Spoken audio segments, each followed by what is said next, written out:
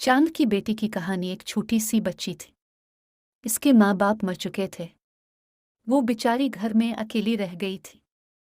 एक अमीर आदमी के घर में उसे बहुत काम करना पड़ता था।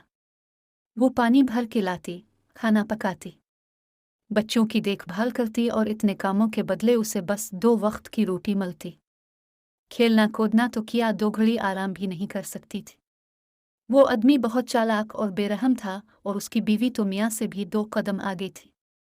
एक रात चांद आसमान पर चमक रहा था और बाहर बहुत सख्त सर्दी थी। अमीर आदमी की बीवी ने इस बच्ची से पानी लाने के लिए कहा। बच्ची पानी भरने बाहर गई। जब वो तालाब पर पहुंची तो सर्दी से इसके पैर पत्थर हो चुके थे। तालाब का पानी भी ऊपर से जमा हुआ था।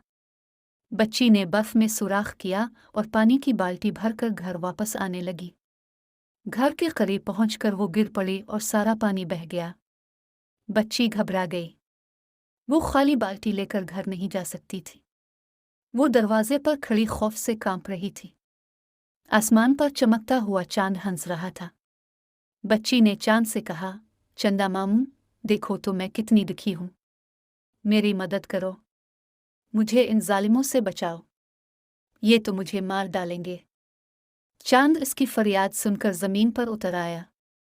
वो एक खूबसूरत नौजवान के भेस में था और सफ़ेद कपड़े पहने हुए था। चांद के बड़े भाई सूरज ने भी बच्ची की फरियाद सुन ली थी। वो भी आदमी की शक्ल में सुनहरे रंग के कपड़े पहने जमीन पर उतर आया। सूरज ने चांद से कहा, मैं इस दुखी लड़की को लेने आया हूं।